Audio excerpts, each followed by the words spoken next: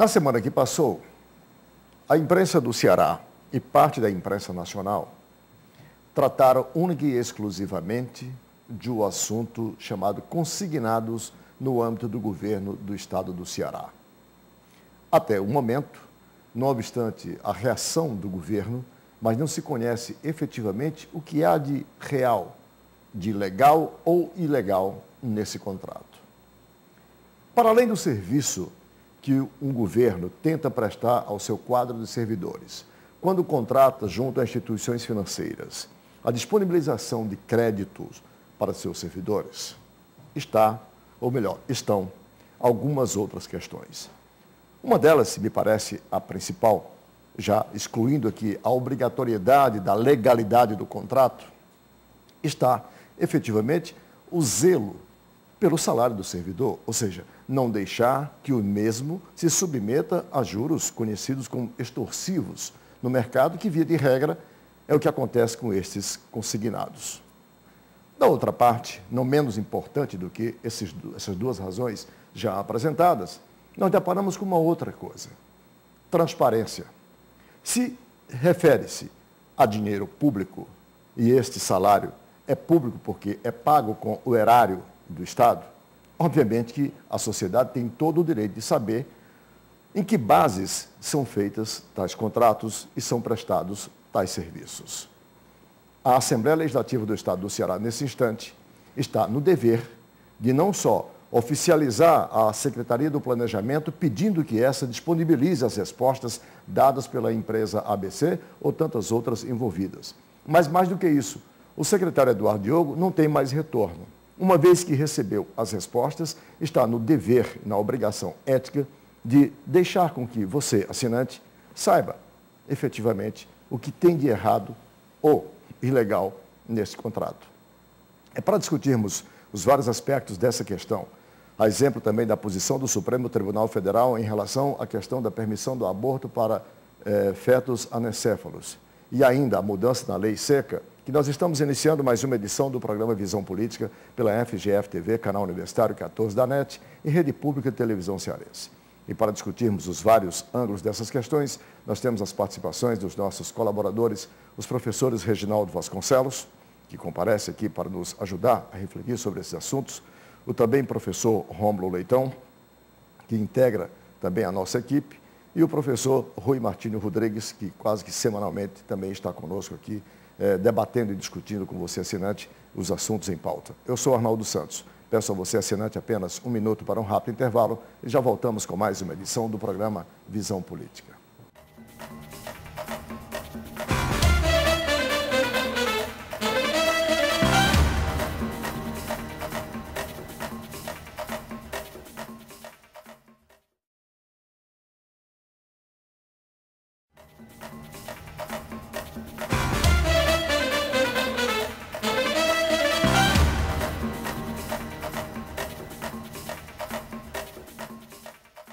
Estamos de volta com o primeiro bloco do programa Visão Política pela FGF-TV, canal universitário 14 da NET e Rede Pública de Televisão Cearense.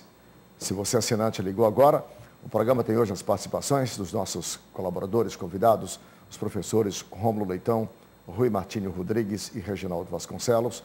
E eu queria iniciar o programa pedindo a observação de vocês sobre essa polêmica que, durante toda a semana que passou, a imprensa local e parte da imprensa nacional, leia-se revista Época, se dedicaram, que é essa polêmica em torno deste contrato com a empresa ABC, que empresta consignados, quer dizer, aos servidores do Estado do Ceará, denunciado ainda o ano passado pelo deputado Heitor Ferrer, e que só agora o governo resolveu, depois da denúncia pela chamada mídia grande, reagir e pedir os devidos esclarecimentos, o que cumpre seu dever constitucional.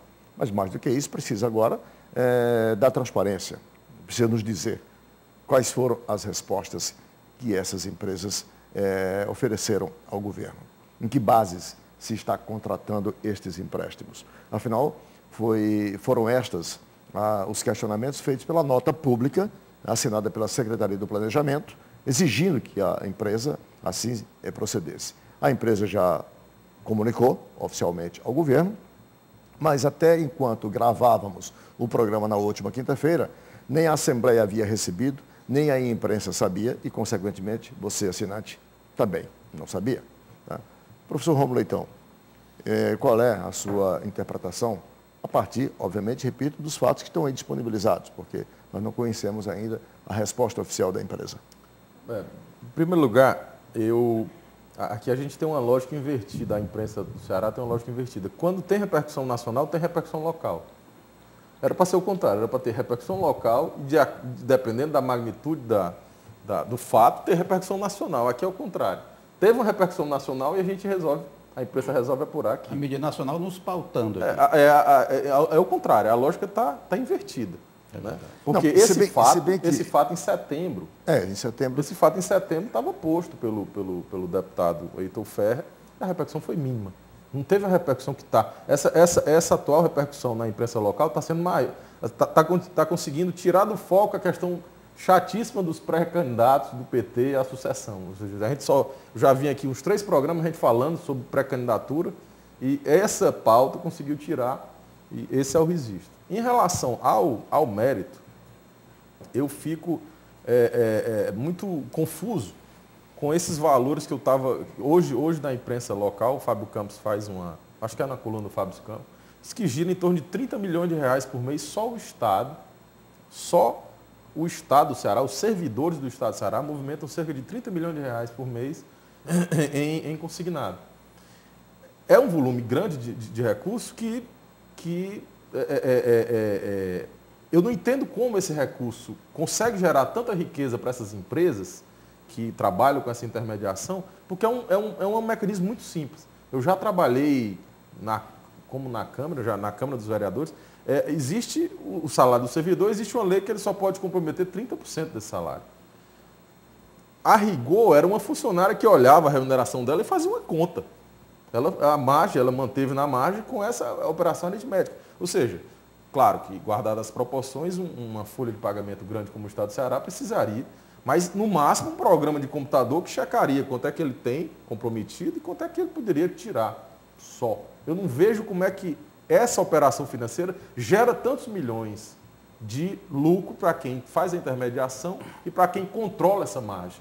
A ponto de ter uma empresa para controlar a margem, uma empresa subcontratada para captar. Não precisa captar, o servidor vai na inércia atrás disso. Então, realmente, é uma questão no Brasil todo. Começou ainda no primeiro governo Lula essa questão dos consignados. E nunca está bem explicado, como você falou, não está bem explicado ainda. Professor Rui. Eu acho que não há controle. Por coincidência, eu tomei conhecimento há pouco tempo de uma senhora que está preocupando uma família, uma senhora idosa, que levantou inúmeros empréstimos, uma senhora já aposentada, levantou inúmeros empréstimos consignados na rede bancária. Parece-me que não há controle. Ela chega num banco, se dirige ao gerente ou a quem de direito na agência e na hora fecha um empréstimo ali e pronto. E depois vai no outro banco, noutra agência de um banco diferente. Quando a família descobriu, ela estava com uma quantidade enorme de empréstimos consignados de vários bancos diferentes. Que remete ao que o Rômulo acabou de mencionar. Falta de controle. Se há uma lei que só permite o comprometimento de até 30%. Mas aí é do servidor. Né? O servidor em relação à sua remuneração. No caso de uma pessoa... É um servidor. É uma servidora, né? É a servidora. Não é falta de controle. Quer dizer, não há controle nenhum. E aí esse limite não tem eficácia. A definição desse limite legal, né? Que já é um limite elevado. Hipotecar 30% do rendimento já é um limite elevado. Mas a inadimplência também é grande. Esse pessoal tem uns juros muito altos que compensa a inadimplência. Se os juros não fossem tão altos, a empresa financiadora teria mais cautela. Olha, existem muitas distorções no Brasil sobre essas questões. O Brasil é o país que cobra a maior taxa de spread no mundo. Ou seja, só para dar um exemplo, os bancos brasileiros captam recursos a 9%, 9,5% e emprestam a 35%, 40% ou até mais do que isso, dependendo da instituição. Então você vê, o spread é exatamente essa diferença entre por quanto ele compra o dinheiro e por quanto ele vende a você, assinante, a quem recorre. Reginaldo, o que eu não entendo é qual é a necessidade de uma empresa dessa, se o crédito está lá no banco, ou seja, Caixa Econômica, Banco do Brasil, toda a rede bancária tem hoje recursos para emprestar. Que o servidor chega com o meu olerite, né, não é tão novo, né, meu contra-cheque, né, apresento o banco e o banco faz pelo meu perfil, né, o empréstimo que eu necessitar. Então, se eu posso contratar diretamente com as instituições financeiras, que em última análise é quem vende o dinheiro para essas empresas, que vão vender o dinheiro para os servidores, qual é a função dessas empresas? Então, se não for, doutor Rômulo, beneficiar, embora você desconfie onde é que está essa margem tão vantajosa, se não for para benefício de alguns poucos. Isso é um esquema que se revelou nacional. Eu via muito falar no nosso estado aqui, né? Eu vi as denúncias no nosso parlamento sobre essa questão aqui no Ceará. Depois eu soube pela revista que é nacional o problema. É um esquema. Eles têm dois argumentos. Primeiro é que está tudo legal. Não, houve uma concorrência para essas empresas intermediarem as operações. Segundo, não tem dinheiro público. Ora, é o dinheiro do servidor público, está onerando as pessoas que recebem dinheiro público. Quer dizer, mas os argumentos são legítimos. Não, nós não estamos tirando dinheiro público, estamos tirando dinheiro do funcionário que faz o empréstimo. E está tudo direitinho, houve as concorrências e tal. Mas cadê a necessidade disso, né? Eu lembro o objeto do editorial de abertura do programa. Para além do serviço que o governo tem o interesse de disponibilizar para os servidores, quando contrata essas empresas que vão, portanto, emprestar o dinheiro, é um serviço que o governo está ali, quer dizer, tentando prestar ao servidor para uma emergência, uma necessidade, ele poder recorrer, já que ele não pode antecipar o seu salário. Mas, para além disso, o mesmo governo que possibilita esse trabalho, quero crer que ele tem o dever legal, sobretudo, de zelar para evitar essa exploração, não tenha dúvida, claro. Essa extorsão. Óbvio, ou seja, o empréstimo consignado ele só tem razão de ser se a taxa de juros for menor do que a taxa de mercado.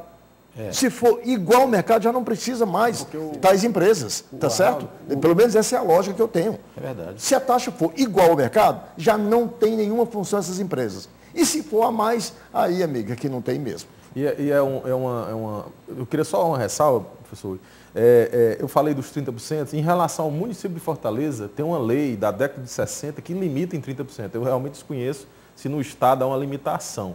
Mas tudo leva a crer que você não pode comprometer 100% da renda do servidor com... Tanto que essa lei municipal, ela fala não só em empréstimo, mas em outros tipos de sobre isso. eu não conheço, eu sei especificamente a missão. Em relação só a esse ponto que você falou, Arnaldo, o juro, o risco é zero. Ainda mais? O risco é zero, porque a menos que você vá ser demitido, o servidor... Não. Na medida em que o banco não procure saber se o servidor já contratou empréstimos que ultrapassem esse limite, e ele vai no banco A, faz um empréstimo, hipoteca 30% da renda, vai no banco B, no banco C, no banco D. Não falo isso não. Sim. No final de contas, vai ter bolo aí. Não, eu não estou falando isso. Eu estou falando do aspecto da fisiologia, sem ser a patologia. O normal é que se ele estiver dentro da margem, o risco é zero. O risco é zero. Porque é retido lá na fonte. O juro devia ser mais baixo. O Banco do Brasil fala que o máximo... Tem um programa, saiu na imprensa hoje, um programa que o juro tem que ser entre 0,85 a 1,85. Mas aqui no Ceará tinha uma manha a mais, que parece que já corrigiram, né? Apenas 2 instituições financeiras poderiam emprestar, ainda tinham restringido isso. Estava restrito. Aí agora abriram para outros bancos. Essas empresas, além de intermediar, elas trabalhavam com 2 bancos só. No começo só foi aquele banco lá. Ainda havia esse favorecimento. Usando o dinheiro público, usando o funcionário público, ainda havia um favorecimento a determinadas empresas bancárias. Quando você lembra que o risco é zero, é importante lembrar. Uma instituição qualquer, seja pública ou seja privada, pelo risco que ela corre, para cobrir tal risco, aí, ela pode até cobrar um juro maior, mas no caso do risco zero, como é o consignado, quer dizer, a obrigação dessa instituição é diminuir ainda mais essa margem de lucro, porque não tem risco nenhum. Então, ela não está contratando nenhum, porque o banco, quando ele empresta, ele também contrata um seguro para, em caso de inadimplência, ele ser ressarcido. O banco nunca perde. Se ele não tem que contratar seguro nenhum para cobrir possíveis perdas, né, decorrente desse risco, porque ele é inexistente, então não há nenhuma razão. Tem um pé em cima do topo, né? Agora, eu não tenho informação. Existe a lei federal, essa lei está, a lei municipal. Eu falo aqui mas ela está em simetria. simetria. Existe a lei federal. Eu atualmente patrocino uma ação na Justiça Federal em favor de uma senhora que ela não tem mais a clareza total da sanidade e tal, não está interditada, mas ela é confusa, é idosa. E o contra-cheque dela apareceu com 70% da renda dela comprometida com empréstimos dele repetidos. Então, eu pedi na Justiça Federal uma liminar para que suspendessem todos esses descontos e que o órgão pagador apresentasse a documentação que autoriza aquilo. Porque, inclusive, se imagina que alguém tenha falsificado, porque ela não pode ter feito aquilo. Não, eles não estão pedindo autorização. Eu só conheço um caso, agora você me dá o segundo. Só conheço um caso, mas imagino que não seja o único. Também nessa circunstância, uma senhora de 89 anos, que está com um monte de empréstimos feitos nos bancos, ela entra numa agência e sai com um empréstimo. Se tivesse um controle automático. Som, motocicleta, geralmente Não sei para onde é que está. Bom, estamos, até enquanto gravávamos o programa, na última quinta-feira, nós não conhecíamos ainda quais as respostas prestadas pela empresa. E, enquanto isso, se ainda não ocorreu, eu tenho o direito de cobrar daqui agora ao secretário do Planejamento, que falou alto, falou grosso, deu 24 horas para que a empresa respondesse. Ela respondeu no prazo de 24 horas, segundo suas próprias palavras. Pois então, nós estamos agora esperando, secretário, que o senhor nos forneça as informações que a empresa lhe passou no prazo que o senhor deu. Eu vou fazer um intervalo e quando voltarmos eu quero colocar na pauta de discussão um assunto bastante polêmico.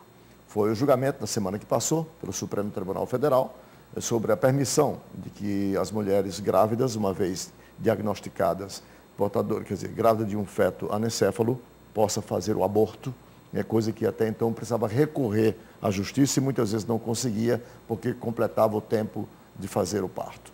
Um minuto só e a gente volta.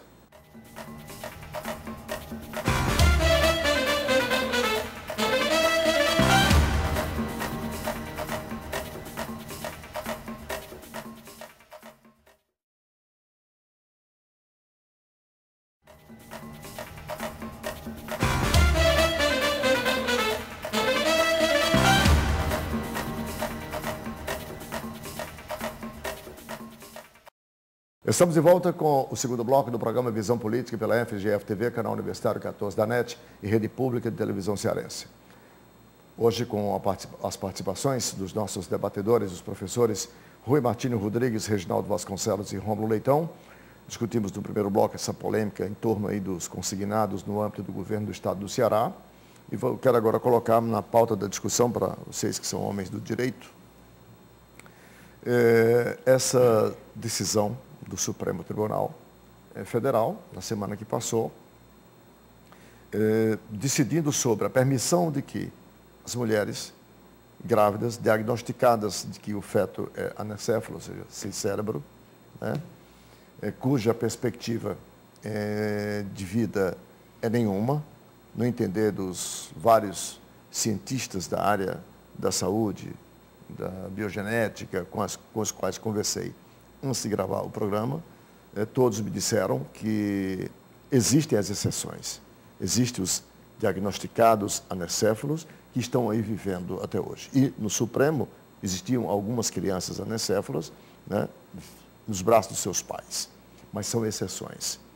Todos os cientistas afirmaram que o diagnóstico é que esse cérebro, que esse feto é natimorto. A sua nascitura não tem, quer dizer, a chance é mínima. Mas existem as exceções para confirmar a regra como se conhece. E o Supremo entendeu que, nesse caso, a mulher não precisa mais recorrer à justiça para ter autorização de fazer este aborto, ou seja, antecipar a cirurgia para a retirada desse feto, sem que ela e o médico respondam criminalmente, já que o aborto não é legalizado no Brasil. Professor Rui, qual é a sua interpretação? Porque certamente a Igreja Católica não aceitou, tanto é que estavam lá protestando, os evangélicos também não, a bancada evangélica no Congresso já se manifestou, ameaça processar inclusive o ministro Marco Aurélio Mello, porque no artigo teria antecipado o seu voto. Enfim, a polêmica não vai parar por aí, certamente. Qual é a sua interpretação para essa decisão do Supremo? As manifestações de entidades civis não contam para a definição da constitucionalidade da medida, né? E certamente que o voto do ministro Lewandowski vai ser, Ricardo Lewandowski, vai ser um voto isolado. Eu até me surpreendi dele ter dado esse voto assim.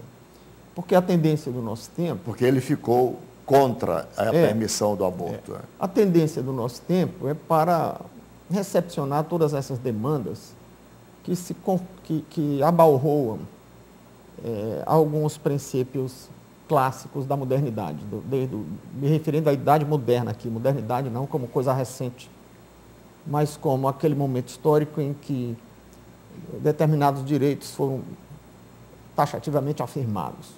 Um desses direitos foi posto, que é o direito à vida, foi posto como indisponível. E como também a integridade física era indisponível, quer dizer que não se pode mexer com ele. Mas já alteramos a indisponibilidade da integridade física, seja para permitir doação entre vivos de órgãos, seja para permitir cirurgias transformistas, e isso foi relativizado. A eutanásia tem sido relativizada em alguns países, e isso é uma forma de eutanásia, não é? Porque o que se discute é se a vida intrauterina teria uma atividade cerebral que aparecesse registro dela no eletroencefalograma. Mas essa atividade indica vida do ponto de vista clínico. Isso não se refere à vida do ponto de vista biológico, não é? Um vegetal está vivo e não tem atividade elétrica no cérebro, nem tem cérebro, não é? Isso é uma disponibilidade que certamente antecipa uma coisa que vai vir depois, que é a eutanásia. E eu penso que essas manifestações na sociedade civil é que fazem com que o Congresso não tome essa decisão, porque isso deveria ser uma decisão do Parlamento, não é? E eu penso que o melhor do voto do ministro Lewandowski foi quando ele disse que o hermeneuta não pode contrariar a letra expressa da lei. E na letra expressa da lei isso não é permitido. As únicas hipóteses para aborto são a do chamado aborto necessário, porque a vida da gestante é que está em jogo, e aí não se está ferindo a indisponibilidade da vida, porque uma vida pela outra é análogo à legítima defesa, né? E nunca foi questionado, né?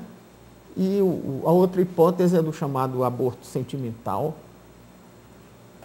que no meu entender, contraria essa indisponibilidade da vida como um direito indisponível, porque o mal-estar de uma gestante é um valor menor do que a vida do concepto do nascituro. E quando a gente tem uma colisão de valores, tem que se sopesar qual é o valor maior, e não tem valor maior do que a vida, né? Nem o bem-estar, os aspectos afetivos da vítima de um estupro, nem os aspectos de bem-estar relativos à gestante de um feto mal formado. Independentemente de se discutir se esse feto vai ter uma vida pós-uterina de curto prazo, de médio ou longo prazo. O que se tem é uma vida. Do mesmo jeito que numa hipótese de eutanásia, o que se tem é uma vida. Ainda que essa vida não tenha perspectiva de sair, digamos, de um coma profundo, o que se tem é uma vida. Se for permitido isso, está estabelecida a analogia com a eutanásia. Com a eutanásia ativa. Acertou aí, o Supremo para você, na sua percepção? Não, eu temo uma decisão essa... consentânea com a temporaneidade? Eu acho que ele representa bem o pensamento dominante hoje nos meios jurídicos, mas eu penso que ele... Você ficaria com o voto do Lewandowski? Ficaria. Eu creio que isso gera uma insegurança quanto a esses bens jurídicos indisponíveis. E mais, eu tenho minhas dúvidas se essa decisão, que é uma decisão política, expressa a vontade da maioria da sociedade. E eu acho estranho que ninguém fale que o Congresso deveria decidir ou que você poderia fazer uma consulta plebiscitária. Reginaldo, nós estamos diante de, talvez dos últimos tempos, o mais polêmico dos assuntos que o Supremo teve que decidir. E o Supremo existe para isto, para decidir exatamente essas questões extremas. Né? É só nós verificarmos a questão, por exemplo, nessa mesma perspectiva. Se de um lado você aprova a interrupção da gravidez, você do outro lado tem uma discussão não resolvida, que é a permissão para pesquisas com as células troncos. Quer dizer, né? Que o Supremo recentemente teve que também debruçar sobre isso. O aborto certamente é algo que o Brasil caminha para uma discussão já, ou no âmbito do Congresso, ou no âmbito da sociedade, com plebiscito, mas vai evoluir para isso certamente, como a eutanásia é outro assunto. Qual é a sua interpretação para essa decisão do Supremo? Olha, eu não concordo com o ministro Lewandowski, nem em relação ao voto dele sobre os anencéfalos, nem em relação a essa frase que o professor Rui referiu, que de uma linguagem mais pedestre, uma linguagem mais simples, que o professor Rui fala assim, uma linguagem mais elevada, né, como o Lewandowski, é que o juiz não pode fazer uma interpretação mais subjetiva da lei. Ele tem que aplicar a letra fria da lei. Foi expressa. Ele não pode... Somente quando a lei foi expressa. No dispositivo das decisões judiciais, Arnaldo, existe a fundamentação e a motivação. Então, o juiz fundamenta com a lei e motiva com a razão pela qual ele interpretou assim ou assado, etc. Então, acho que há uma margem para que o julgador possa transigir aí e tal. E aí, numa segunda instância, vai se discutir se ele examinou certo, mas eu acho que tem que ter. Porque senão um computador podia ser um juiz. Se dá lá os dados e o computador julga, condena ou inocenta, então tem que haver, eu imagino. Mas eu acho o seguinte, Arnaldo, a minha concepção é que o advento da pessoa é no nascimento com vida. Eu acho que o feto, ele é uma parte do corpo da mulher. E eu sou radicalmente contra o aborto, mas não por essa razão religiosa. Eu acho que é uma agressão à mulher, uma agressão física e psíquica, porque a maternidade para qualquer mulher, para qualquer fêmea, é uma coisa importantíssima. Então, quando o nosso amigo Dmitry Sidarenko, que é russo, me contava que na Rússia qualquer moça de 18 anos, na sua grande maioria, já fez aborto, lá é permitido, é livre. Então, é um método contraceptivo normal, banalizado, e não deveria ser assim. Mas acho que nos casos em que a lei autoriza, caso de risco da mãe, de vida da mãe, da parturiente lá, no caso de estupro, sim, você não pode ter um filho de um estuprador, sim, e ninguém discute isso, mas a lei já permite. E no caso dos anencéfalos também, porque essa criança tem uma perspectiva muito, muito baixa de viver e de viver de forma confortável. Ela não tem consciência de nada ainda, para mim não é uma pessoa, é um pedaço do corpo da mulher. Se faz ali uma amputação, é uma coisa violenta. Mas eu acho que se deve fazer, e eu tenho também muito respeito pelas religiões. Acho que no voto do relator, que foi o ministro Marco Aurélio, ele disse lá, primeiro ele faz uma grande preleção sobre a grande demais até. Mas ele fez uma preleção sobre a laicidade do Estado, o Estado é laico, o Estado não pode, né? E fala sobre a questão da retirada dos crucifixos, que ele é a favor, mas ele diz que a palavra dos religiosos na audiência pública deveria haver, porque é a voz do povo, é uma vertente da opinião pública. Então, eu respeito a religião, mas você fica com a decisão do Supremo. O Supremo age contemporaneamente com o que os tempos estão a demandar. Acho, sim, perfeitamente. Professor Rômulo Leitão. Vou desempatar? Trazendo aqui um pouco mais para as ciências políticas, em que você milita mais, assim como eu, nesse instante. Olha, o Supremo é chamado a decidir algo que, a rigor, deveria ter sido regulamentado ou não pelo Congresso Nacional através de lei. Mas há uma explicação lógica para isso. O Congresso se omite de uma discussão como essa, porque o Congresso depende do voto para poder se compor. E seus membros não querem se incompatibilizar com a maior comunidade católica do mundo, que presumidamente é contra essa decisão. pelo menos na sua ampla maioria, certamente, da população brasileira, que é católica, né? Seguido com outro tanto dos evangélicos, né? E, enfim, as demais religiões. Então, essa me parece a razão de ordem fundamental pela qual o Congresso lavou as mãos como Pilatos e deixou que o Supremo, que não depende de voto de ninguém, que não depende da simpatia de igreja nem das organizações de sociedade civil de um modo geral, decidisse e o fez. Qual é a sua interpretação? Bom, hoje eu não vou ser vencido, não.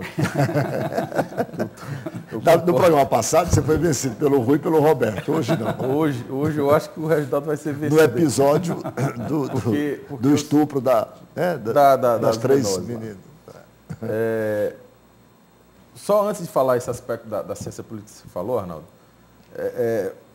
a questão lá do voto do ministro Lewandowski, que eu vou já imprimir e vou emoldurar, porque a gente vai cobrar aquele posicionamento dele em outras decisões.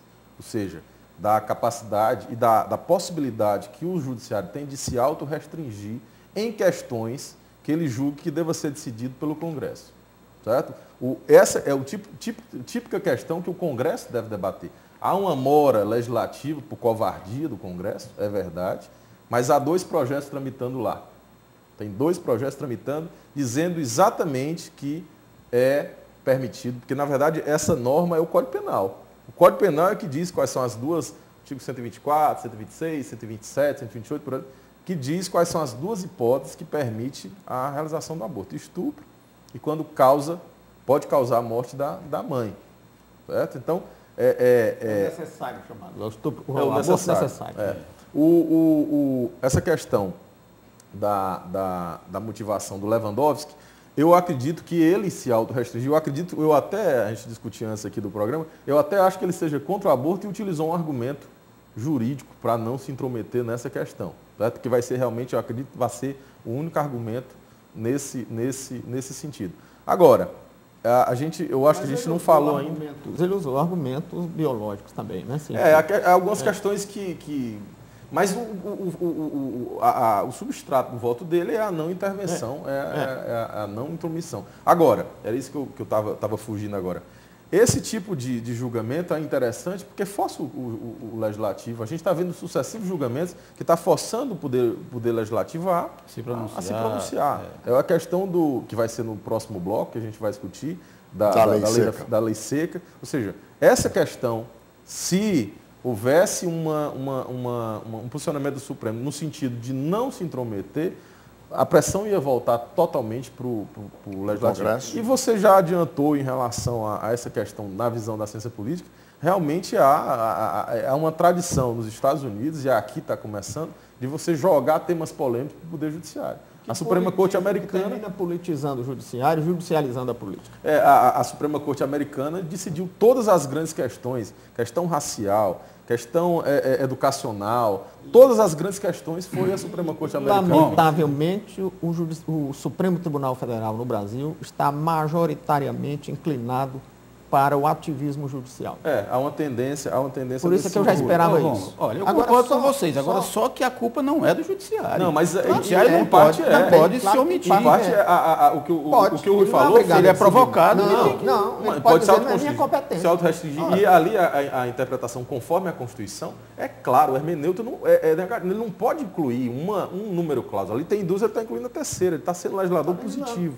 Até o Gilmar Mendes eu acredito que seja um que vá para o lado do voto do Lewandowski. Não, ele defende isso, a chamada interpretação conforme, transforma o Supremo. Vai ser contra o voto do Lewandowski exatamente porque ele acha que pode. Certeza. Não há uma limitação esbarra. Agora, só dialogando com o Reginaldo, quando ele diz que o feto é uma parte do corpo da mulher, o que identifica as partes de um corpo como sendo continuidade deles é o DNA.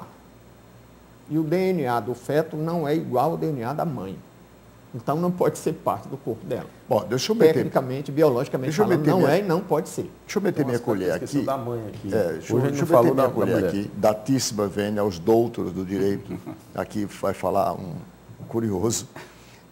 Ninguém também tira de mim, dentre todos os valores que envolvem, quer dizer, a decisão do julgador, e Rui mencionou alguns, o Reginaldo outros, ninguém também tira da minha cabeça que há um valor que talvez preceda todos os demais, os jurídicos, né, os filosóficos, né, todos eles, que é o valor pessoal do julgador, do cidadão. Quer dizer, será que Lewandowski, nesse instante, também não julgou, levando em consideração a sua biografia, por exemplo?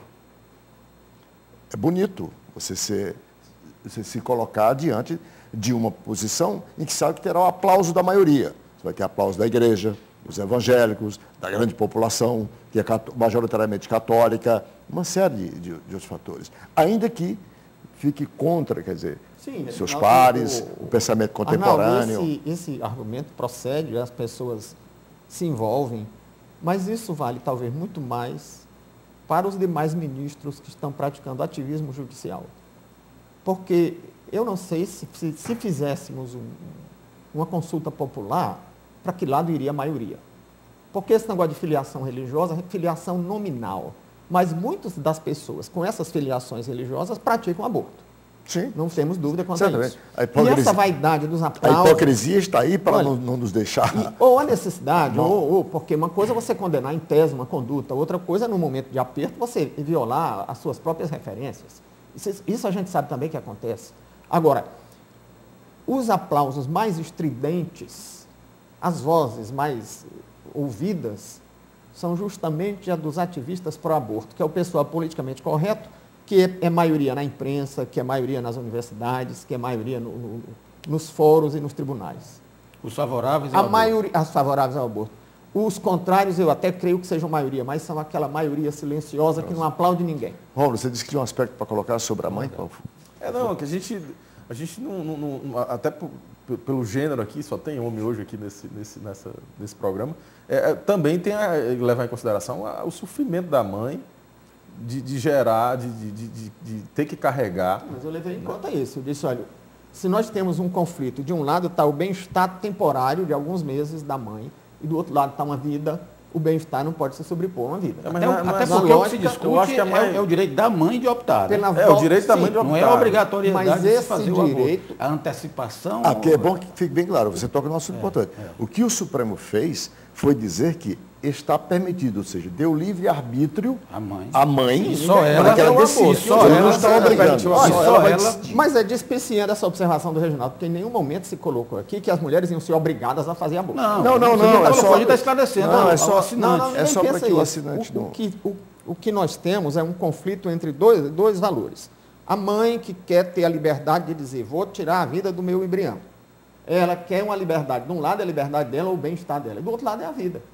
Bom, o assunto é polêmico. Então, se nós aqui tivemos essa discussão, imagine os ministros que tiveram o dever constitucional de julgar. Não é? A discussão está menor. Eu vou fazer mais um intervalo, porque quando nós voltarmos, eu quero colocar na discussão um assunto que o Legislativo finalmente resolveu se pronunciar diante da polêmica. Pelo menos uma das bandas. Resolveu, na última quarta-feira, modificar a lei, da lei seca, para que ela não perdesse a sua eficácia. Nós vamos discutir isso no nosso próximo bloco. Um instante só e a gente volta.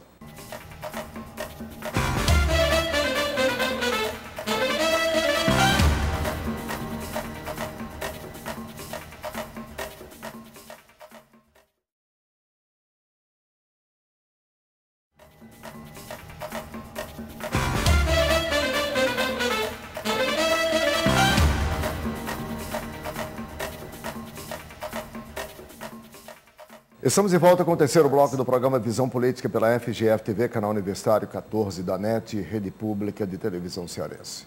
Para você, assinante que ligou agora, nós discutimos no primeiro bloco a questão dessa polêmica sobre os consignados do âmbito do Estado do Ceará. No segundo bloco, a decisão do Supremo sobre a permissão do aborto para fetos anescéfalos.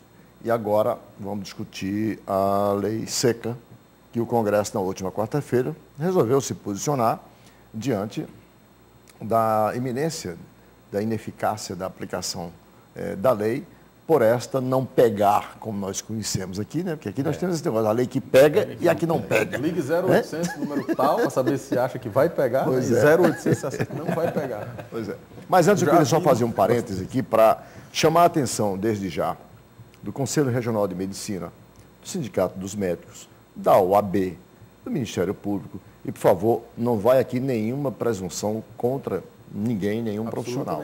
Nenhuma.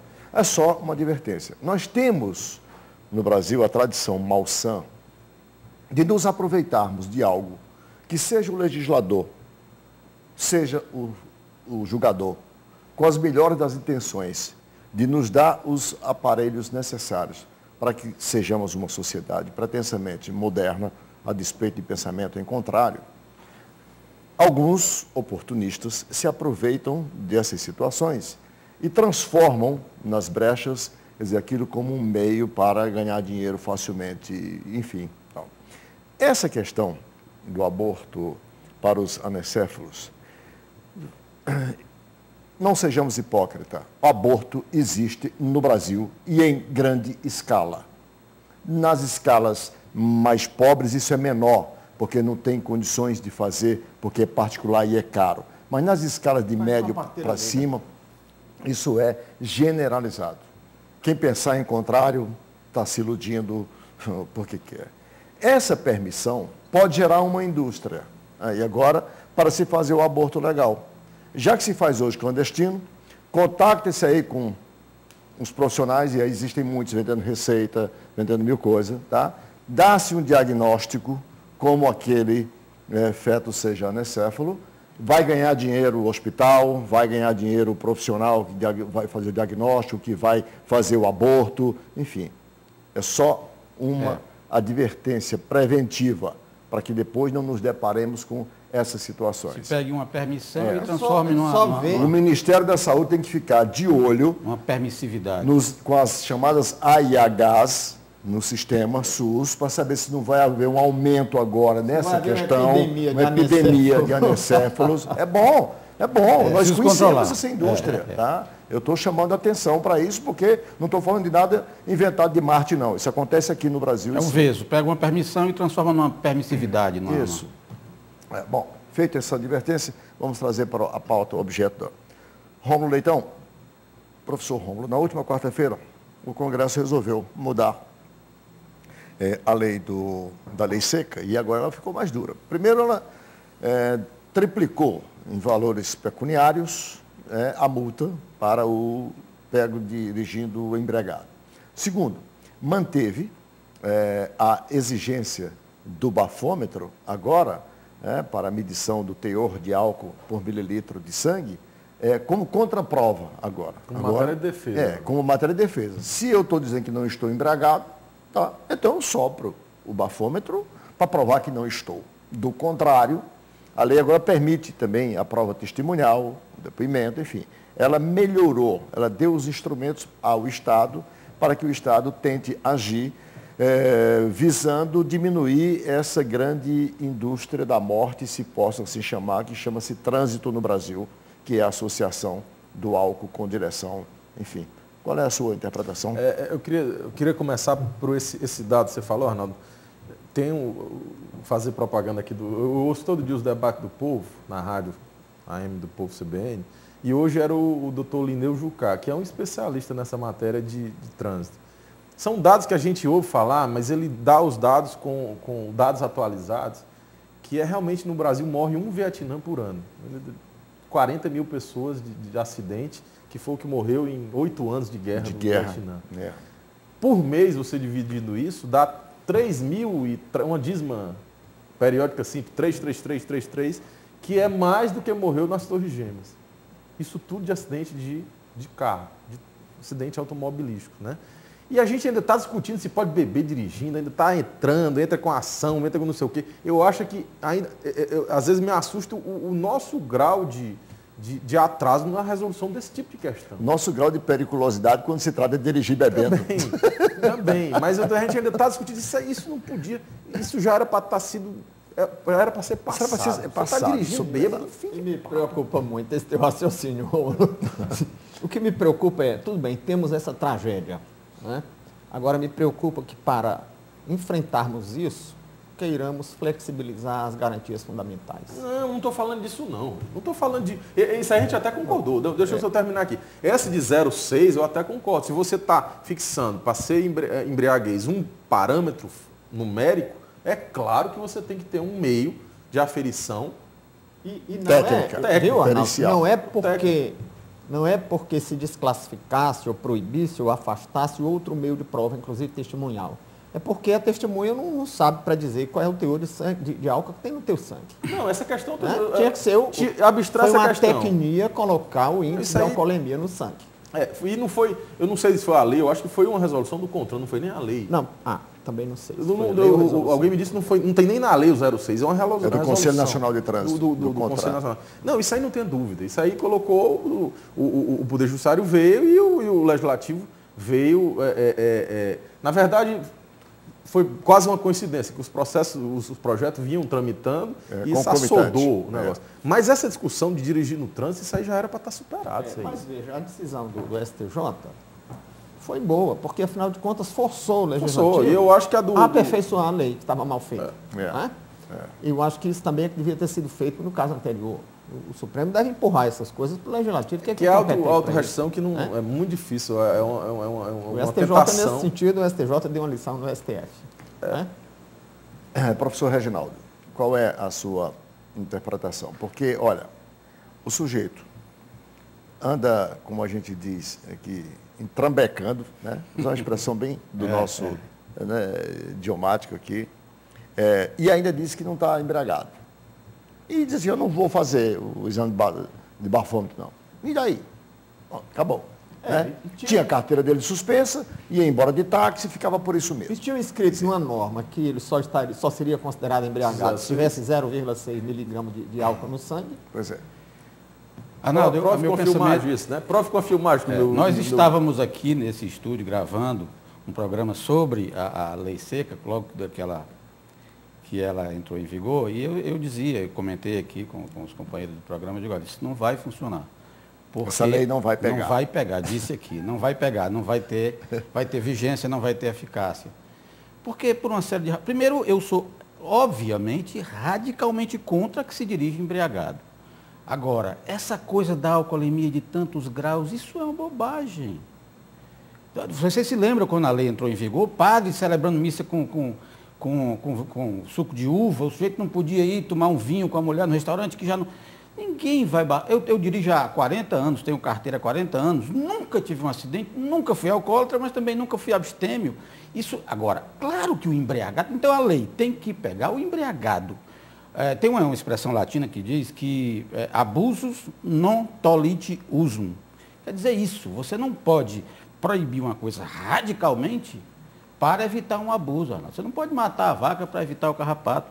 Eu pergunto aos senhores, qual é a quantidade de cocaína que a lei permite que o cidadão use? Essa agora, Zero. E tem ou não tem consumo? Tem.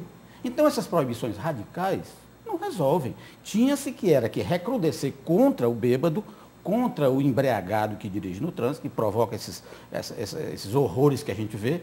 Tinha que ter uma maneira de alcançar essas pessoas. Em relação ao bafômetro, está tudo certo. Agora, tem um risco. O sujeito, quando se envolve no acidente, Arnaldo Santos, ele conquista imediatamente a antipatia dos circunstantes. Bateu o carro, morreu alguém, não é?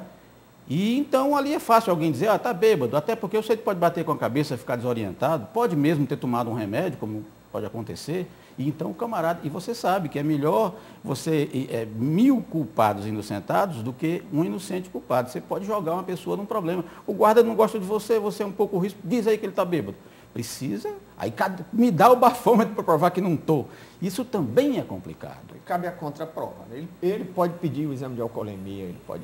Mas aí vai funcionar, o guarda vai ter sempre o bafômetro no bolso para dar a contraprova a ele, declara, pega 2 testemunhas que estão com raiva porque ele chegou na esquina do cara e uma pessoa morreu e declara que ele estava embriagado. Então, o direito penal, isso aí é matéria penal, o sujeito pode se envolver no... Agora, com relação Você está levantando, portanto, uma outra polêmica que vai surgir a partir de agora, Claro, na lei. sim. E mesmo assim, você acha que com todas essas mudanças promovidas pelo Congresso, ainda vai ter brecha para que se possa questionar? Porque o assunto é difícil. Você não tem advogado. Me diga uma atacar coisa. o laissez-faire, Tá. o direito de você beber uma cerveja e não poder pegar no seu carro.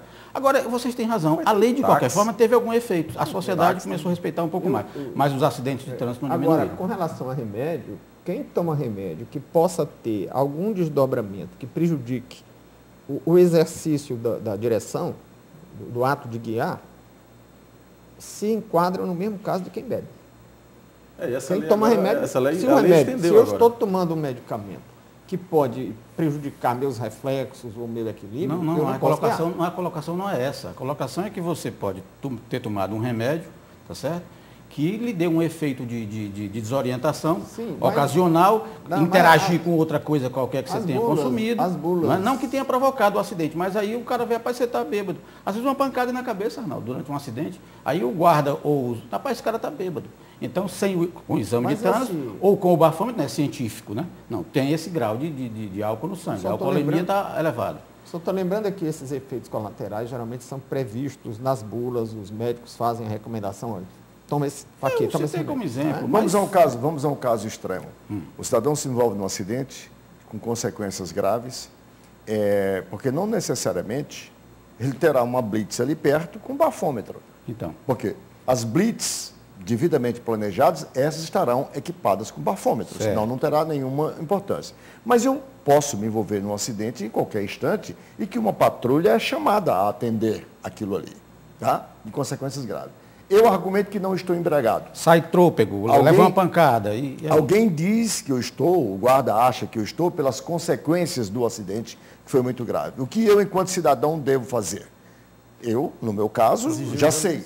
Corro imediatamente para o primeiro laboratório da esquina que tiver e conto ao laboratório o que aconteceu, mando tirar meu sangue imediatamente, registro aqui a hora que eu entrei no laboratório, tudo que vai ter uma diferença de 10 ou de 15 minutos, conforme a distância se você onde já eu não estiver, estiver preso, né? Porque para que eu pode ser possa... conduzido. Não, mas aí eu não tenho direito, eu tenho que provar pericialmente. claro. O interesse Tem é que meu, criar essa- porque senão vai ter problema. mecanismo. Você vai ter problema, porque a maioria dos acidentes ocorrem, eu não estou com um blitz ali perto para aferir o grau de alcoolemia Então, no meu abre-se- sangue. Esse problema é comum a qualquer outro episódio que possa envolver uma eventual responsabilidade criminal. Digamos, se os circunstantes ali podem se tornar testemunhas facciosas, pode acontecer numa briga também, que não tem nada a ver com trânsito. Né? Se ele dá um tiro no outro para se defender, mas os que estão ali ao redor eram amigos, você está num ambiente, num território do fulano que lhe agrediu e só tem testemunha por ele, isso também acontece no direito criminal. Vai caber ao juiz É, analisar e E vai pesar caber as provas, né? a defesa e ao próprio juiz que preside o processo procurar E, inclusive, essa sopesar sua o preocupação, conjunto Arnaldo, probante. essa sua preocupação aí, você pode deixar registrado e alegar que a polícia não disponibilizou você, nenhum meio para você provar que não estava embriagado. Né? Ou seja, Tem que se a lei vai disponibilizar. mudar, a perícia, quando chegar, vai Se ter que qualquer um vai disponibilizar. poder alegar que você estava Senão, essa bêbado, é uma você tem que ter defesa. defesa. Se vai ser matéria de defesa, você pode alegar como se fosse a minha Claro. defesa. Olha, não tinha como eu provar que não estava. Pronto. Como eu fazia a conta-prova? Sim, então vocês estão pondo em dúvida, pelo que eu entendi aqui, a eficácia, a lei para vocês não vai continuar sem a Não, eficácia eu acho. Nós pretendida. estamos caminhando, porque como vocês dizem, mesmo ela imperfeita, ela ainda restringiu, muita gente caiu em si, muita coisa. Não é? A gente sabe que hoje nos bares... o Eu acho sujeito que vai melhorar. Como vai de já táxi, melhorou, melhorou, já melhorou. Foi aperfeiçoado. A mesma sempre é bom, afinada viu? lei. Sempre é bom, mesmo defeituosa. Mesmo lei a sempre revogada ajuda. lei pelo judiciário, É. a lei que foi revogada pelo mesmo essa. É, mesmo assim ajuda. Mas declarada, não eu resolve digo plenamente. revogada só para provocar mesmo. É. Já fica aqui a sugestão, no caso do estado do Ceará, já que o Ronda do Quarteirão povoa hoje toda a cidade, principalmente todo o estado do Ceará, é que o bafômetro não seja de uso restrito das blitz de Detran, já que as viaturas do Ronda estão aí equipadas hoje com satélite, computador, câmera externa, interna, mil coisas. Tem até policial. Né? Tem até policial dentro. Então, não custa portar em cada viatura o seu bafômetro para que nesses casos, Ou quer dizer, então, que eu não. disse, Ou então cada um andar com o seu. ou então cada um andar. A indústria de bafômetro aí, você uma lanterna, você não tem uma lanterna do carro, usa um bafômetro também, bota lá o bafômetro. Porque, do Andar contrário, com o meu. tem esse risco de você não ter, quer dizer, a eficácia Agora, veja na bem, aplicabilidade. As nossas preocupações. Mas o que devem ser- resolve mesmo, sabe o que resolve mesmo? Só para concluir, são as blitz ostensivas. Assim que a lei foi aprovada, mesmo com as falhas que tinha, você tinha blitz permanentemente a partir de quarta-feira nessa cidade. Elas arrefeceram. Eu tenho amigos que Você caíram. não vê lá. mais blitz. Né? Agora, essa preocupação com possível acusação injusta de embriaguez, ela deve ficar nos limites das probabilidades disso acontecer. Por exemplo, você vai sair daqui agora.